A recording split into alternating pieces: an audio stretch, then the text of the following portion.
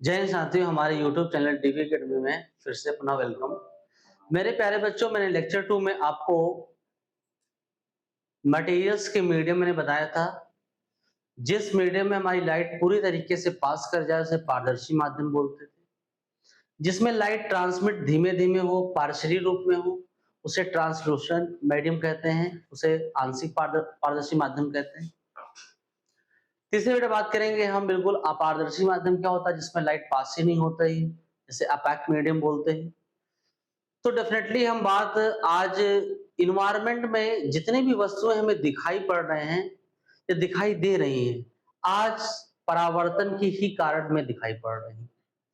जब हमारी आंखों पे लाइट इंसिडेंट होती है तो हमारी आंखों में रिफ्लेक्शन होता है और रिफ्लेक्शन की वजह से हम इन्वायरमेंट में, यूनिवर्स में कोई भी ऑब्जेक्ट को अच्छे तरीके से हम देख पाते हैं और उसे अच्छे तरीके से वेल डिफाइन कर पाते हैं।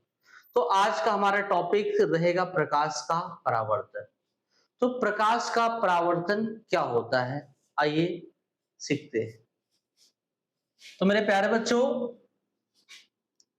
प्रकाश का परावर्तन, प्रकाश का परावर्तन,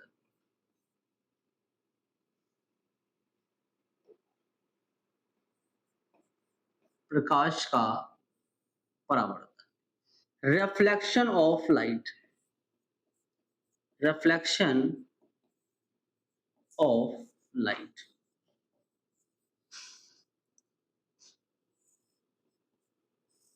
ये रिफ्लेक्शन इट मीन्स परावर्तन का मतलब ये होता है कि आप कोई भी बॉल को किसी फर्श पर, आप किसी बॉल को फर्श पर, ये मान लीजिए आपका फर्श है और कोई बॉल, सपोज कर लीजिए ये आपकी बॉल है, इसको मान चलिए 5 मीटर पर सेकंड की वेलोसिटी से क्या होता है, नीचे इंसिडेंट होता है। फिर ये फर्श से टकराएगा और फिर क्या हो जाएगा, रिफ्लेक्ट हो जाएगा, फिर ऐसे आएगा, फिर रिफ्लेक्ट हो जाएगा। मतलब कहने का मतलब ये है कि जब कोई वस्तु किसी सरफेस पर पड़ता है तो वो पुनः उछल जाता है, यानी वो रिफ्लेक्ट हो जाता है। तो जब आए और उसी मार्ग में वापस लौट जाए तो इस प्रोसेस को बेटा क्या बोलते हैं, परावर्तन, जिसे बेटा बोलते हैं रिफ्लेक्शन। अब हम किसका रिफ्लेक्शन पढ़ रहे हैं, लाइट का। तो लाइट का रिफ्लेक्शन क्या होता है, आइए हम जानते हैं।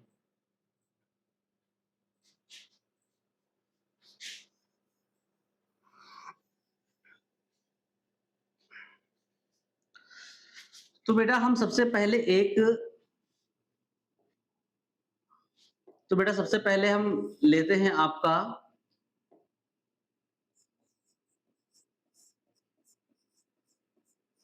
Reflection of light. इसमें सर्वप्रथम ट्रांसपेरेंट एक हम लेते हैं, ग्लास लेते हैं, एक ट्रांसपेरेंट हम लेते हैं, ग्लास लेते हैं। जो इसके पारदर्शी माध्यम में लाइट इस वक्त पास हो रही है, बट मैं इसकी एक सरफेस को रिफ्लेक्ट कर दूंगा, यानी इसकी एक सरफेस को बेटा मैं क्या कर दूंगा, पॉलिश कर दूंगा। अब ये बन गया हमारा जेड जेड डैश, एक परावर्तक पृष्ठ बन गया, एक परावर्तक पृष्ठ बन गया, एक परावर्तक पृष्ठ बन गया, यानी रिफ्लेक्ट सरफेस बन गया। अब जब भी यहां पर मैंने कह सकते हैं एक इमेजिनरी मैंने एक नॉर्मल मान लिया, जिसे अभिलंब बोलते हैं। मैंने एक क्या मान लिया बेटा, नॉर्मल, जिसे बोलते हैं अभिलंब। ये आपका एक प्रकार कह सकते हैं काल्पनिक बीम है या इमेजिनरी पिलर है। अब यहां से लाइट इंसिडेंट की जाएगी। ये लाइट जब भी इंसिडेंट की जाएगी, ये लाइट मान लीजिए बेटा इंसिडेंट हुई हमारी परावर्तक पृष्ठ पर। जैसे हमारी प्रकाश की किरण, ये कैसी किरण है, आपतित किरण है। जब प्रकाश की किरण किसी परावर्तक पृष्ठ या चिकनेदार तल पर आपतित होती है तो यह परावर्तक पृष्ठ से टकराकर पुनः उसी मार्ग में वापस लौट जाती है। यानी जिस मीडियम से आई और ये इसी मीडियम में वापस लौट जाना क्या कहलाता है? आपका प्रकाश का परावर्तन कहलाता है। बट हमारा जो फिगर बनता है हम वेल डिफाइन करने के लिए, एक फिगर हमारा इधर ऐसे बन जाता है। तो यानी अभिलंब और आपतित किरण के बीच जो हमारा कोण बनेगा, वो बनेगा आपतन कोण, जिसे इंसिडेंट एंगल बोलते हैं। और जो हमारी परावर्तित किरण है, जो हमारी परावर्तित किरण है, जो हमारी परावर्तित किरण है और उसके बीच जो एंगल बनेगा उसे बेटा बोलते हैं रिफ्लेक्ट एंगल बोलते हैं। क्या बोलते हैं उसे? रिफ्लेक्ट एंगल बोलते हैं। तो बेटा मेरे साथ नोट्स भी लिखते रहिएगा और मेरी लैंग्वेज पे आप लोग ध्यान दीजिएगा। तो प्रकाश का परावर्तन क्या होता है? जब प्रकाश की किरण जब प्रकाश की किरण किसी चिकने या पॉलिशदार तल पर गिरता है और वह प्रकाश टकराकर उसी मार्ग में वापस लौट जाता है, तो इस परिघटना को हम प्रकाश का परावर्तन यानी रिफ्लेक्शन ऑफ लाइट कहते हैं। अब इसके प्राय दो नियम होते हैं। इसके प्राय दो नियम होते हैं। प्रकाश के परावर्तन के प्राय दो नियम होते हैं। पहला नियम, आपतित किरण आपतित किरण आपतित किरण कामा परावर्तित किरण किरण कामा अविलंब अविलंब कागज के तीनों एक ही तल पे होते हैं। कागज के तीनों एक ही तल पर होते हैं।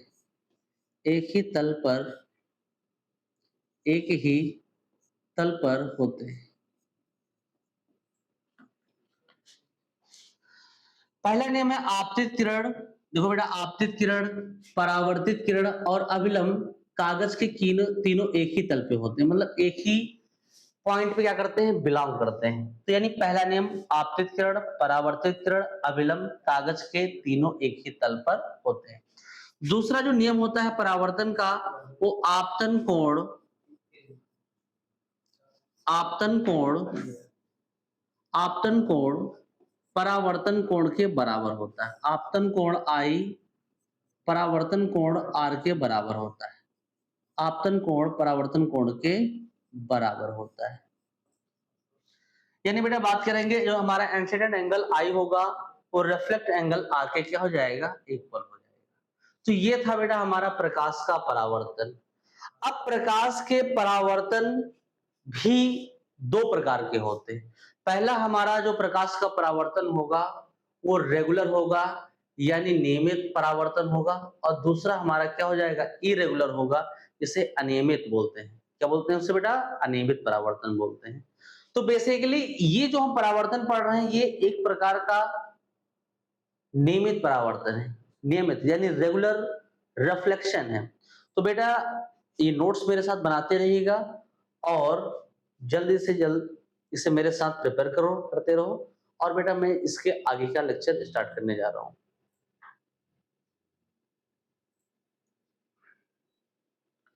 अब बेटा मैं टॉपिक्स इसी का आगे का है, उसका टॉपिक्स है परावर्तन के प्रकार, यानी प्रकाश के परावर्तन के प्रकार। प्रकाश के परावर्तन के प्रकार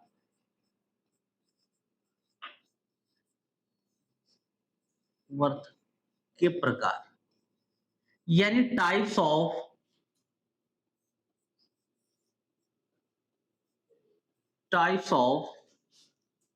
reflection of light reflection of light। अब हमारे ये दो टाइप का होता है। जो प्रकाश का परावर्तन होता है, कितने टाइप का होता है बेटा? दो टाइप का होता है। पहला जो हमारा टाइप होगा उसे हम बात करेंगे नियमित परावर्तन। नियमित परावर्तन नियमित परावर्तन यानी बेटा बात करेंगे रिफ्लेक्शन, यानी बोल सकते हैं रेगुलर रिफ्लेक्शन। अब रेगुलर रिफ्लेक्शन को हम कैसे पहचानेंगे? जो बेटा मैंने अभी पढ़ा जस्ट, जैसे सबसे पहले मैंने एक परावर्तक पृष्ठ ले लिया, एक परावर्तक बेटा मैंने पृष्ठ ले लिया और इसको मैंने कर दिया पॉलिश कर दिया। इसको बेटा मैंने क्या कर दिया? पॉलिश कर दिया। और यहां पर एक मैंने नॉर्मल मान लिया। अब जब भी लाइट हमारी इंसिडेंट होगी, जब भी लाइट हमारी इंसिडेंट हो गई है और ये क्या हो जाएगी? रिफ्लेक्ट हो जाएगी। ये आती हुई किरण है और ये परावर्तित होती किरण, यानी जब हमारे परावर्तक पृष्ठ पर, यानी जब कोई लाइट परावर्तक पृष्ठ पर आपतित होती है, यानी गिरती स्ट्राइक होती है, तो उसे आपतित किरण बोलते हैं और ये हमारी परावर्तित किरण होती है। चाहे ऐसे आए लाइट और चाहे ऐसे जाए, चाहे लाइट ऐसे आए और चाहे लाइट ऐसे चली जाए, तो इनके एंगल जितना आई होगा उतना एंगल आर होगा, जितना एंगल आई होगा उतना एंगल आर होगा। यानी आपको कोण आई इक्वल टू बेटा कोण अगर आर आपको मिल जाता है तो डेफिनेटली हम वहां पहचान ये कर लेंगे कि वो हमारा परावर्तन रेगुलर रिफ्लेक्शन होगा, नियमित परावर्तन होगा। यानी बेटा जब कोई प्रकाश का पुंज किसी परावर्तक पृष्ठ पर गिर जाए या प्रकाश की किरण किसी परावर्तक पृष्ठ पर गिर जाए तो उसका संपूर्ण भाग उसी मार्ग में वापस लौट आना, उसी मार्ग में वापस लौट आना आपका नियमित परावर्तन कहलाता है।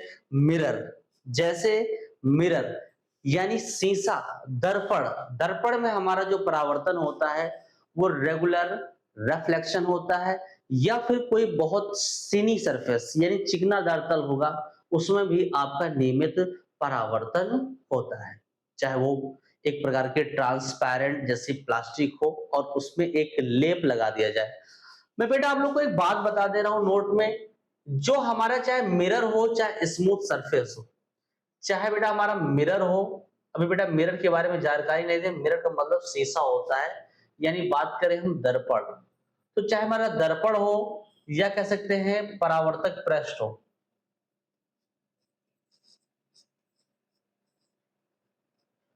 इसमें जो पॉलिश की जाती है, इसमें जो पॉलिश इसमें जो पॉलिश की जाती है उसमें मटेरियल का नाम जो है वो चांदी का लेप होता है, चांदी का लेप होता है। इसे केमिकली फॉर्म में AgNO3 AgNO3 जिसे सिल्वर नाइट्रेट बोलते हैं, जिसे सिल्वर नाइट्रेट बोलते हैं, सिल्वर नाइट्रेट। अगर आपके बोर्ड एग्जाम में क्वेश्चन अगर आ जाए कि बताइए मिरर बनाने के लिए इसमें कौन मटेरियल का लेप लगाते हैं, तो सिल्वर नाइट्रेट का सबसे ज्यादा प्रायोरिटी आपके सिल्वर नाइट्रेट रहेगा।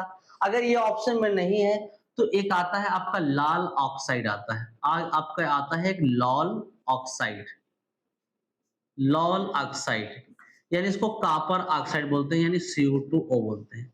यानी दो मटेरियल्स परावर्तक पृष्ठ और मिरर बनाने में यूज किए जाते हैं। ये डेफिनेटली बेटा ऑब्जेक्टिव में बहुत बार पूछा गया है।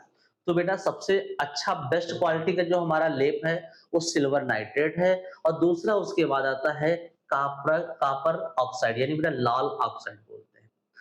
फिर बेटा मैं इसके बाद हमारा नियमित परावर्तन हो गया, आप सभी लोग जान गए अगर कोण I इक्वल टू कोण अगर R मिल जाए तो समझ जाना वहां पर नियमित परावर्तन होता है। दूसरी बेटा मैं बात करने जा रहा हूं आपका अनियमित परावर्तन। ये नोट्स मेरे साथ बनाते जरूर रहिएगा। चलिए अब हमारा बेटा जो टॉपिक्स है,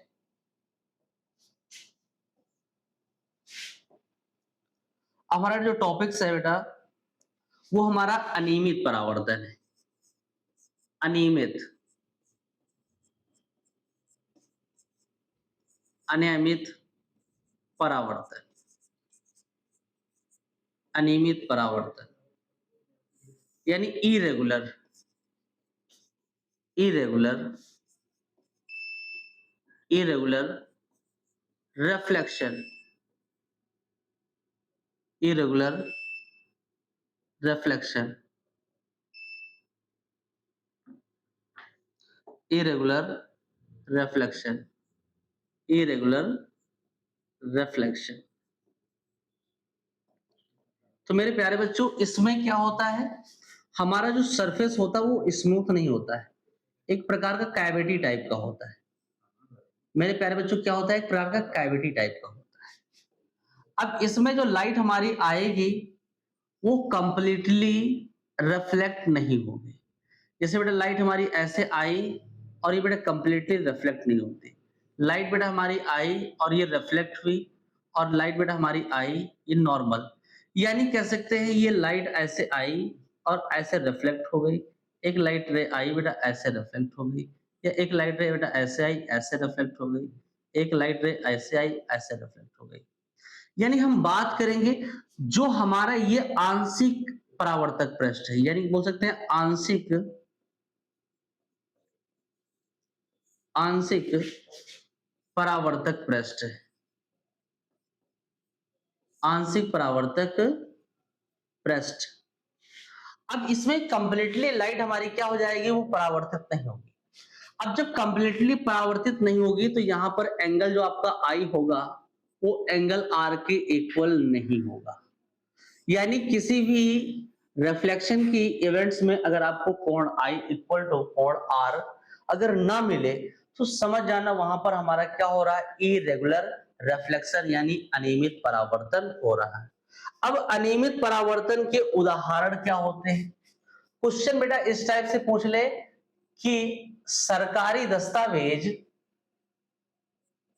सरकारी दस्तावेज, सरकारी दस्तावेज या न्यूज़पेपर, न्यूज़ पेपर बासी पेपर के क्यों बनाए जाते हैं?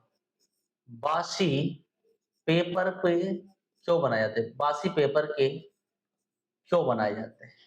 अगर ये स्टेटमेंट आ जाए तब क्या करेंगे मेरे प्यारे बच्चों? तो उसमें आप कहेंगे, सिंपल सी बात बोलेंगे, आंशिक परावर्तन है। क्या है ये? आंशिक परावर्तन है, आंशिक परावर्तन है का कारण है।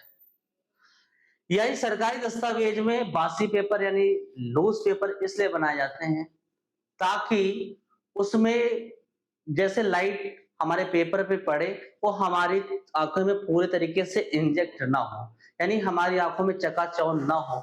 इसलिए हमारे सरकारी दस्तावेज या न्यूज़पेपर या बासी पेपर इसीलिए बनाए जाते हैं क्योंकि उसमें हमारा आंशिक परावर्तन होता है। दूसरी बेटा मैं बात करूं आपका पानी में परछाई बनना, पानी में परछाई का बनना, पानी में परछाई का बनना, यह भी एक प्रकार का आंशिक बोल सकते हैं अनियमित परावर्तन या आंशिक परावर्तन। आपकी शैडो बनना, सरकारी दस्तावेज के पेपर बनना, ये सब कह सकते हैं अनियमित परावर्तन है। तो बेटा मैं आपको फिर से जल्दी जल्दी से रिकॉल करा दे रहा हूं क्योंकि हमारे पास थोड़ा टेक्निकल एरर के कारण हमारी क्लास ज्यादा समय की नहीं ले पा रहे हैं, और कल हम आपके लिए लेके आएंगे मिरर क्या होता है, मिरर के टाइप क्या होते हैं और मिरर के क्या यूजेस होते हैं। कल हमारा लेक्चर रहेगा, बट मैं आपको जल्दी से 2 मिनट में रिवीजन करा दे रहा हूं। प्रकाश का परावर्तन क्या होता है बेटा? सिंपल से बेटा बात बोलना कि जब कोई प्रकाश की किरण किसी चिकने या पॉलिशदार तल पर गिरता है तो प्रकाश का अधिकतम भाग उसी मार्ग से टकराकर वापस लौट जाता है, तो इस परिघटना को प्रकाश का परावर्तन कहते हैं। और परावर्तन घटना हमेशा मिरर पे होगी या परावर्तक पृष्ठ पे होगी, कोई स्मूथ सरफेस होना चाहिए, सिनी सरफेस होना चाहिए। अब इसके प्राय 2 नियम होते हैं, आपतित किरण, परावर्तित किरण, अभिलंब कागज के तीनों एक ही तल पर होते हैं। दूसरा नियम जो होता है वो आपतन कोण आई, परावर्तन कोण आर। मेरे प्यारे बच्चों में फिर से रिकॉल कर दे रहा हूँ, आपतित किरण और अविलंब के बीच बना कोण आपका आपतन कोण होता है और अविलंब तथा परावर्तित किरण के बीच बना कोण आपका परावर्तन कोण होता है। अब परावर्तन हमारा दो टाइप का होता है। पहला हमारा नियमित परावर्तन होता है। नियमित परावर्तन में आपका कोण I इक्वल टू आपका कोण R होना चाहिए, यानी प्रकाश पूरे तरीके से रिफ्लेक्ट हो जाए तो उसे नियमित परावर्तन बोलते हैं। और ये परावर्तक प्रश्न बनाने के लिए या मिरर बनाने के लिए जो लेप लगाया जाता है यानी पॉलिश किया जाता है वो चांदी का लेप होता है, जिससे सिल्वर नाइट्रेट। अगर ये मान लो ऑप्शन में ना हो तो आप लाल ऑक्साइड यानी CO2 भी कह सकते हैं। अब हम बात करेंगे मेरे प्यारे बच्चों, अनियमित परावर्तन क्या होता है। अनियमित परावर्तन में हमारा जो परावर्तक प्रश्न होता है वो पार्शियली होता है। कहीं कहीं पे आपको चिकना दिखाई पड़ेगा, कहीं कहीं आपको खुरदरा दिखाई पड़ेगा, यानी इसका तल कहीं कहीं पे आपको चिकना मिलेगा और कहीं कहीं पे आपको खुरदरा मिलेगा। खुरदरा यानी डिफ्यूज टाइप का, यानी ऐसा लग रहा है कि वो रगमाल जैसा दिखाई पड़ेगा। तो वहां पर आपका एंगल आई और एंगल आर कभी इक्वल नहीं हो सकते हैं, इसलिए हमारा वो अनियमित परावर्तन होता है। और क्वेश्चन पूछ ले कि सरकारी दस्तावेज या बासी पेपर की फाइलें क्यों बनाई जाती हैं या बासी पेपर की ही क्यों बनाए जाते हैं, तो आप कहोगे आंशिक परावर्तन घटना के कारण क्या होता है ये बनाए जाते हैं, ताकि इसको सरकारी दस्तावेज या न्यूज़पेपर पढ़ने में काफी आपको आसानी दे। और दूसरा आपका है पानी में परछाई का बनना।